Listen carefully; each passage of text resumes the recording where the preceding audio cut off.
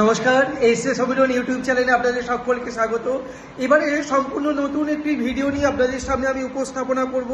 ভিডিওটি হচ্ছে সামনে কিন্তু পঞ্চায়েত নির্বাচনের একটা পরীক্ষা কিন্তু রয়েছে, চলছে, প্রক্রিয়া চলছে। আমরা জানি না কবে পরীক্ষা হবে।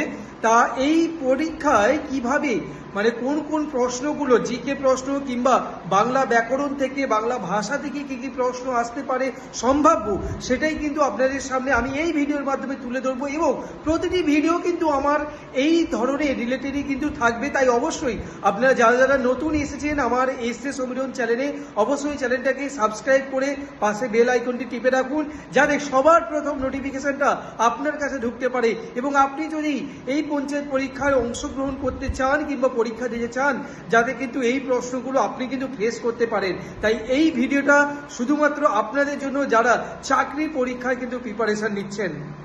আমার প্রথম প্রশ্ন আজকের, বাংলার মাটি বাংলার জল, আমরা সকলেই গানটা জানি, রবীন্দ্রনাথ ঠাকুর রচয়িতা করেছিলেন। তো আমার প্রশ্ন হচ্ছে, এই বাংলার মাটি বাংলার জল, এই যে রবীন্দ্রনাথ ঠাকুর রচয়িতা করেছিলেন, রবীন্দ্রনাথ ঠাকুরের যে রচিত এই গানটি, এটা কত সালে রচিত হয়? এটা 1905 সালে কিন্তু রচিত হয় এই গানটি। বাংলার গদ্যের জনক কাকে বলা হয়? বাংলার গদ্যের জনক কাকে বলা হয়? হ্যাঁ, ঈশ্বরচন্দ্র বিদ্যাসাগরকে বলা হয় বাংলার গদ্যের জনক। আমরা সকলে সহজ পাঠ পড়ে থাকি। তো এই সহজ পাঠ কে লিখেছিলেন?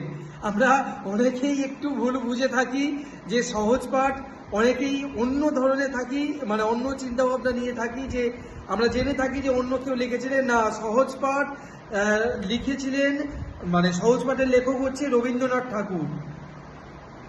পশ্চিমবঙ্গের কোন জেলায় ছৌ নৃত্যের উৎপত্তি হয়েছে?